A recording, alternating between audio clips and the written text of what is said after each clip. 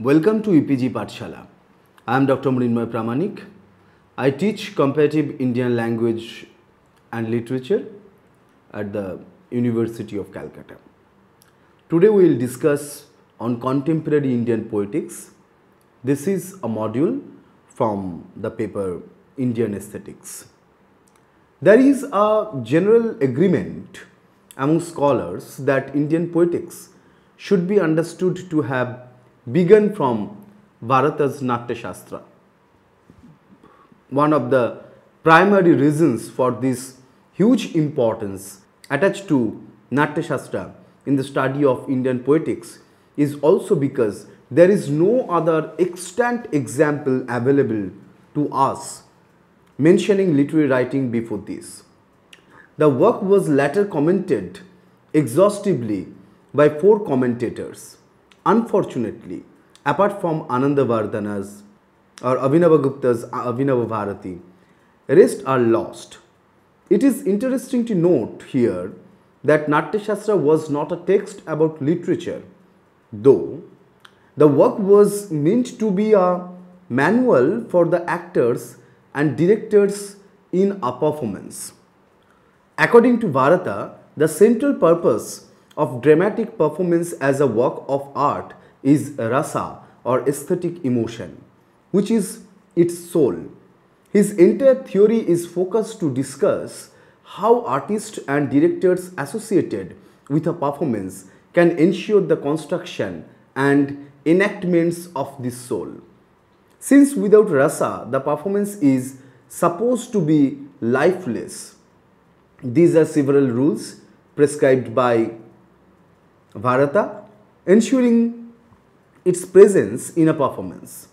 However, although focused primarily on performance in discussing Vachika Vinaya, where enactment is through words, Bharata discusses different aspects of literary writing as well.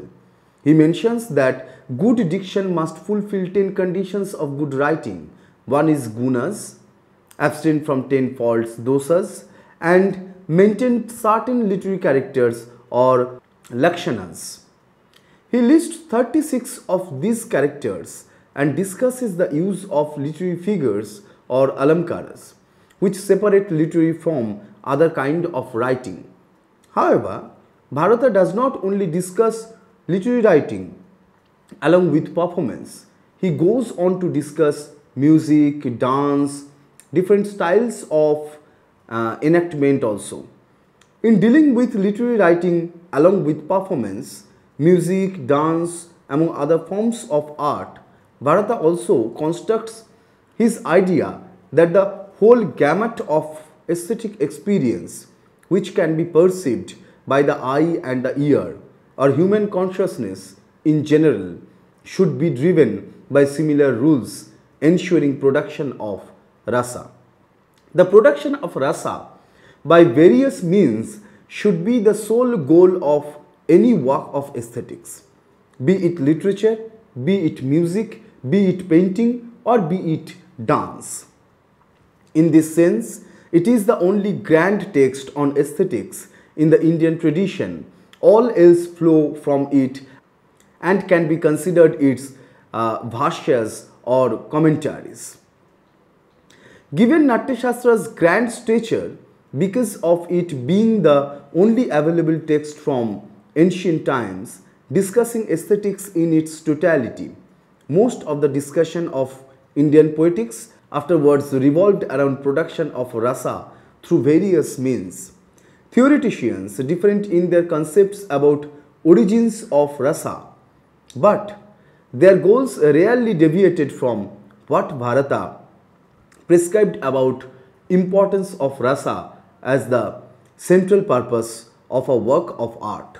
As the years progressed towards the contemporary times, the scholars working on Indian poetics have often gone to the extent of mixing the secular and the sacred, bringing rasa to understand contemporary socio-political realities of India in literature. Many have also tried to weave the Western literary and cultural theoretical postulations with Bharata's concepts or his commentators concept, for instance, Abhinavagupta's postulations about Dhwani, to produce an Indian poetics in the contemporary times. A similar overview emerges when one looks at some of the major scholars of Indian poetics of the recent past, some critics and their concepts. Aurobindo and A.K. Kumaraswamy belong not only to the category of cultural critics, it is with them that the tradition of philosophical hermeneutics begins in the Indian English literary criticism. The telic universe of Aurobindo's work of art is a conceptive extension of God as time and space.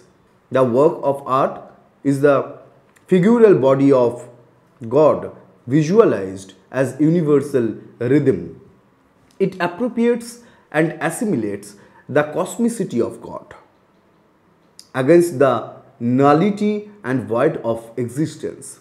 Aurobindo's aesthetic theory grows out of body plexus symbolism, where he has a scheme of 8 levels of ascent and descent. Each form is peculiar to its own level of existence, corporeal and mental qualities, and state of consciousness. Aurobindo has a 4-tier hierarchy of his basic structure: mental, vital, giving expression by thought and speech to sensations, emotions, and other volitions of the physical being; the emotional vital, which is the seat of love, joy, sorrow, hatred, etc. The central vital, which houses ambition, dread, fear, etc., which are stronger emotions; the lower vital, which is full of small desires, sexual hunger, etc. The artwork provides knowledge by identity, knowledge by direct observation, knowledge by completely separative means without direct contact. Ananda Kumaraswamy regarded art history as the history of the human spirit and art as rooted in life. Divorced from life, art becomes mere mechanical architectonics and open to corruptions from industry and degradation in values. Kumaraswamy's critical principles are based upon his study of Hindu sculpture, art, painting, religion, and philosophy. Kumaraswamy believed that art has little to do with personal self-expression. He emphasized the use of universal symbols. Works of art imitate divine forms and are rituals to that purpose. Beauty leads to that process of self-discovery in knowledge and goodness. The poetic form is identical with the soul element. Function and meaning cannot be forced apart. The meaning of the work of art is its intrinsic form as much as the soul is the form of the body. Meaning is even prior to utilitarian application. Imitation, Kumaraswamy regarded as the embodiment in matter of a preconceived form. Nature is only the material body, the essence being provided by the spirit. Forms have a divine origin, be it painting, architecture, music, literature. They follow a cosmic pattern that images the Leela of God. Professor C.D. Narasimhan's basic canon is the assimilation of the best both from the Indian as well as the Western traditions, critical and creative. His has been a lifelong search for the common poetic, the principles that minimize the differential in favor of the common and the unitary. Narasimhaya adopted the historical and comparative method, believing in the close textual analysis. Influences on Narasimhaya are clearly those of his guru, F.R. Lewis, Arnold, Eliot, and others. He regards Indian literature in English as part of Indian literatures written in different languages. The Indianness of the tradition means a continuity of the artworks links with the Vedas, Upanishads, Mahabharata, Ramayana, Puranas, among other central texts. Narasimhaya laments the gradual Americanization of the Indian intellectual, Bikram Sheth and Sasi Tharoor, for example, whose novels come in for a severe attack. Narasimhaya is also not very happy with terms like post-colonialism and postmodernism, since they posit a locus that may be radical in a negative sense. Professor K.R. Srinivas Iyengar and M.K. Nayak are other important figures within contemporary Indian poetics. Iyengar avoids doctrinaire approach and advocates for an open mind which is neither impatient nor ready to condemn. Iyengar combines literary criticism with literary historicism.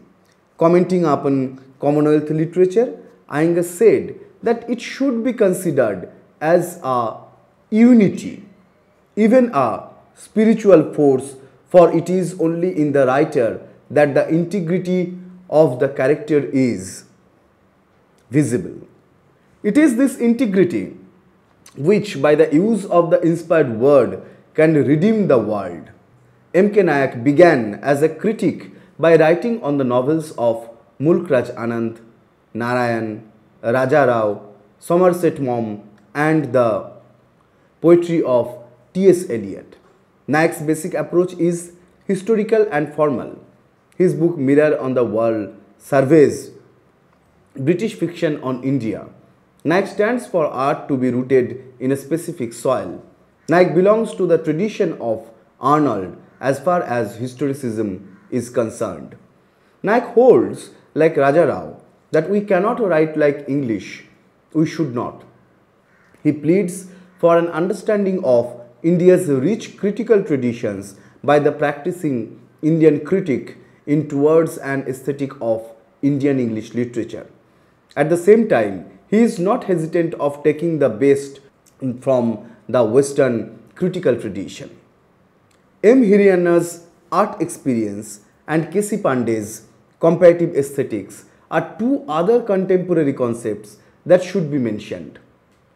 While Hirayana's book is influenced by his History of Indian Philosophy, K.C. Pandey's two volumes provide knowledge of the traditions of the West.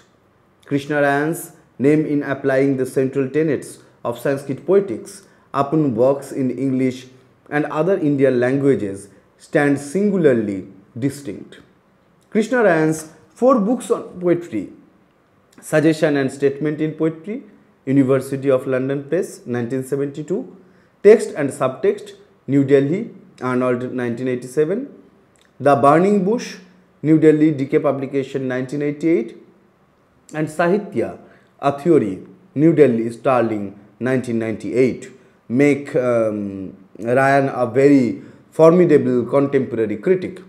In preface to the first book, Rayan makes it clear that he is neither writing an exposition of Sanskrit poetics nor discussing English critical theory. His task has mainly been centered on providing theoretical critical models for Indian scholars. Rayan relates his concept of suggestion to I. Richards' emotive meaning, William Empson's ambiguity, Clint Brooks' irony, Tate's intention, Ransom's texture, and Blackmore's gesture.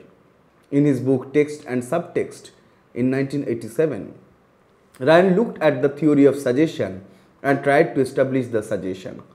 The production of unstated subsurface indirect multiple emotive meaning was what distinguished modern literature from the literature of earlier periods. Rayan examined texts like Alfred Tennyson's Beckett alongside T.S. Eliot's Murder in the Cathedral, Christopher Fry's Cartmantle, and Jean Anouilh's Beckett au El Hanouillard de Dieu. Four of Thomas Hardy's novels exploring the notion of a return to the roots were analyzed in relation to novels by Margaret Drabble that pursue a similar theme. The book Text and Subtext also looks at the practice of suggestion and evocation in Milton's Paradise Lost, and the poetry of W.B. Yeats, and the minimalist micro-suggestive poetic practice of the review poets.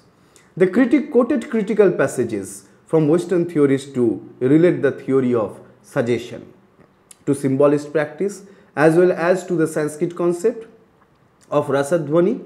He also considered the binary oppositions like emotive referential meaning, according to I. Richards, oblique direct of EMW Tilliard, local textual logic structure of J.C. Ransom, and intensive extensive meaning Allen Tate to be renamings of the suggestion statement distinction found in Eastern as well as Western poetics. In this book, literariness is understood as suggested meanings. The poems of Keats, Yeats and Milton are examined in terms of the doctrine of suggestiveness. Historical approach is important insofar as it is relevant in tracing the evolution of images, symbols and other tropes of language. In the postscript to text and subtext, Ryan says that the poetic of suggestion will be concerned with the work's meaning defined as consisting its formal order in the way the work employs its presentational unity, the image and the scene functioning with the same presentational immediacy and determining the ontological identity of the work. Now let us talk about traditional Indian poetics in contemporary times. First, let us look on problems. At the risk of sounding somewhat generalistic, one can say that often many Indian literature texts have tried to say within Natya Shastra's tenets about how moral precepts are to be kept in mind while writing Natya Shastra's conclusion that performance should teach, but through entertainment and delight has often been one of the goals of writers within Indian literature.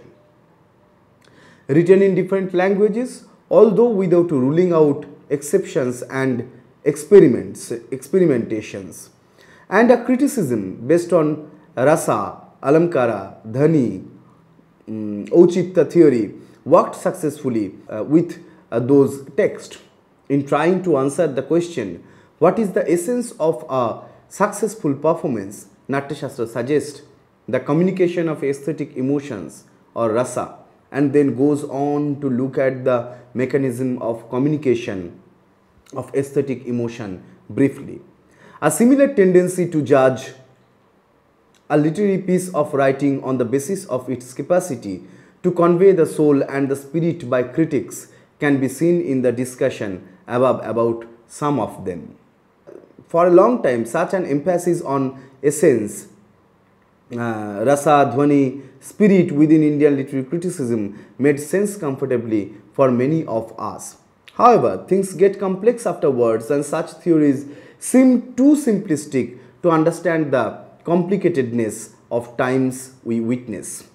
For instance, after post-colonialism or postmodernism, while these are interesting experiments, the method can work fully only in a stable, static culture with a lot of received assumptions and capable of a large number of shared responses.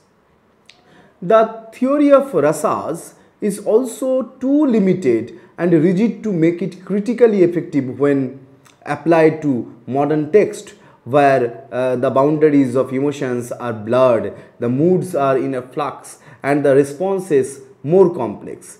Behind these theories is a whole static worldview and a fixed view of literature and literariness. They have also a tendency detached from its time and society. Both classical Sanskrit and Tamil poetics therefore fail to historicize their text and themselves need to be historicized to be understood concepts like dhvani and auchitya or propriety and the linguistic injunctions against aslila or obscene, gramya or rustic, and chuta shamaskara or uncouth can hardly be isolated from the class that generated them and hence do not apply to several subaltern forms and movements, both ancient and modern. In the wake of a wide dissemination of the Western literary theory, It is also possible to appreciate many of the ancient texts or non-normative subaltern texts in different periods for their radical energy.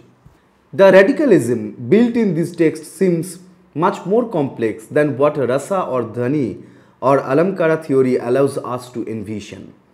The traditional concepts of pratibha or genius, sahridaya, the competent reader, the sahityaya, the fixed togetherness of the word and the meaning compared to the bond of Parvati Parameshwara, as something deposited in the work by the author and the authorial institution itself emerged from an idealist philosophical premise. The concept of the reader as the producer of meaning of the text as a flux and the absence or the eternal differing of a final meaning. Literariness itself as the effect of reading and the historical and ideological determinations of the text are alien to this aesthetic ideology. Then next is a response to this criticism of ancient Indian poetics in contemporary times. As a response to this inadequacy of Bharata's Natya Shastra or traditional Indian poetics in general, there are two tendencies that one finds in contemporary Indian poetics. One is an attempt to reinterpret rasa, dhvani, auchitta, alamkara, etc. in light of contemporary realities, blending it with the Western cultural theories.